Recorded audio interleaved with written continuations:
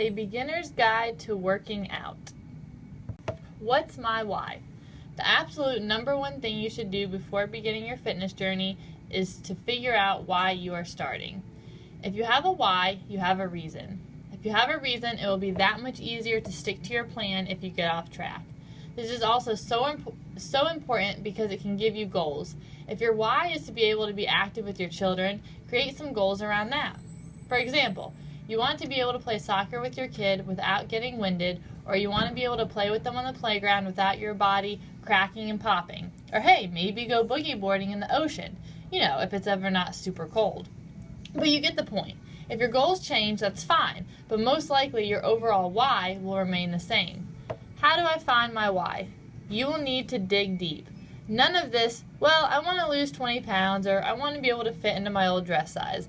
Those are not whys. Those reasons are too shallow. I need you to ask yourself why you want to lose that 20 pounds or why you want to fit into that old dress. The why should be meaningful to you and keep you motivated. Where do I begin? I would highly recommend seeking out advice and guidance from a qualified trainer or coach. This doesn't mean you need to have a trainer all the time, but it is a great way to learn a few tips and moves to get you started. Correct form will be crucial as to help prevent injuries and to make sure you are using the right muscles. Study. This sounds silly, but with anything else you have never done, usually do some research before you begin, no? The problem is finding people who actually know what they're talking about. The fitness world can be an intimidating place with everyone saying different things. Not everyone is going to agree on everything, but for the most part, everyone can agree on how to perform the basic movements, such as a squat, row, pull, hinge, lunge, and twist.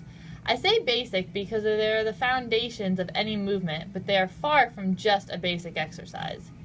Create a plan. It will make it more difficult to skip a workout if you already have what you're doing written down. Don't overpromise and underdeliver.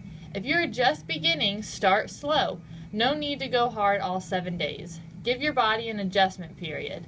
There is nothing wrong with beginning with 1 day, then moving to 2, and so on. Figure out what is working for you, what isn't, and then adjust. What do I enjoy?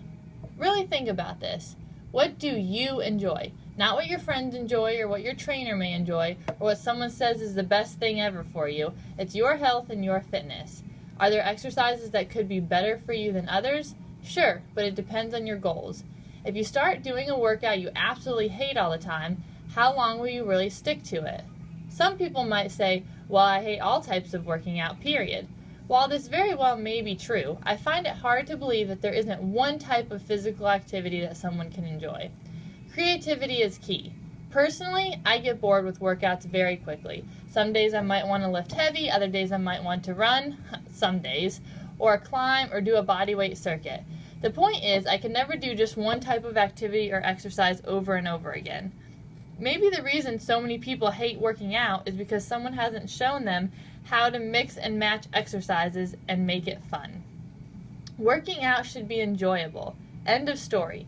Even on my toughest training days, I am still enjoying what I'm doing. Releasing endorphins is an amazing feeling. What are my pitfalls? You know yourself better than anyone else. You know what trips you up and holds you back from exercising and reaching your goals. Be honest with yourself. This shouldn't be a shaming by any means, but rather an open discussion with yourself about what's holding you back. Sometimes you may not even know what the problem is. It might help talking to a family member, friend, or counselor.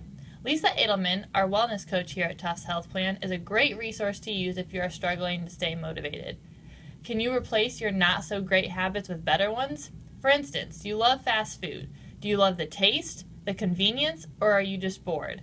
Slowly start weaning yourself off your Taco Bell quesadilla and replace it with a homemade burrito bowl with better quality ingredients and portion sizes.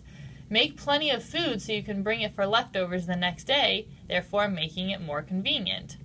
Yo-yo working out and dieting.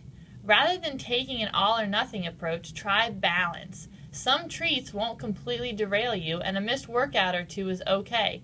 Moderation and balance will be the key to maintaining this lifestyle and not getting burnt out. Oh my gosh, what do I eat? Oh boy, does this depend on so many factors. Every single person is going to be different when it comes to their nutrition. Some people do better with higher carbs, lower fat, higher protein. I know this sounds pretty intimidating, but try breaking it down into simple steps. Start adding in small changes, such as a veggie with at least 2 meals, cutting it down to only 1 or 2 sodas a week, and limiting your fast food, processed food intake.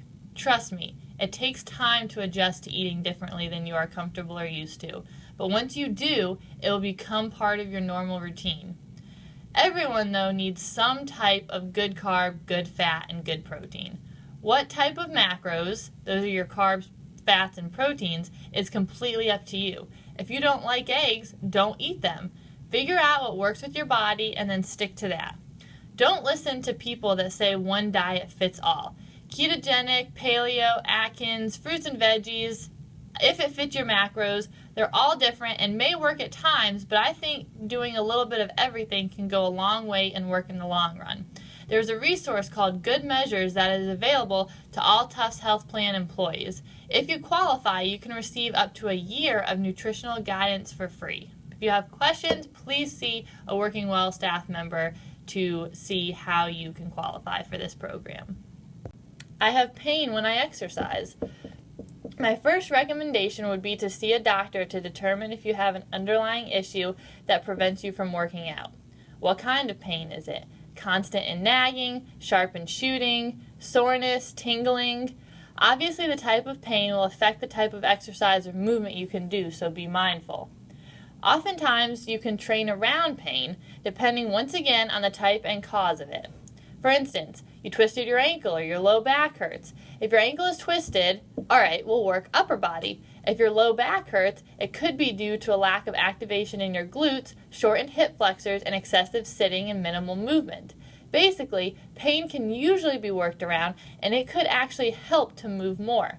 But you must move more in the right way that doesn't cause more harm than good. Talk to a fitness professional and see how you can start your pain-free fitness journey today. I've been a beginner over and over again. Do you look forward to exercising, or do you find any excuse to avoid it like the plague? Something is clearly not sticking if you've been a beginner at the same activity over and over again. As cliche as it sounds, everyone starts somewhere. Even professional athletes began with someone teaching them how to perform a squat. However, it takes time and effort to get better at something if you want to improve your strength and health. Are you really willing to put in the time and effort? This is the part that I find people struggling with. They get super excited, go all in, then get burnt out, stop exercising, and then restart the entire cycle every few months or years. Getting to the root of why you aren't making time is key here. Not having time is people's number one excuse. Reframe your thinking. Instead of always thinking it has to be a crazy workout, just think about moving more. This could mean adding more walking into your day instead of taking the elevator, or when you walk your dog, add in some squats, lunges, or jumping jacks. When you're playing with your kids, get them involved in a mini workout. Work on creating a more active lifestyle and the workouts will come. Find out what types of exercises make you happy and then keep it up. You got this.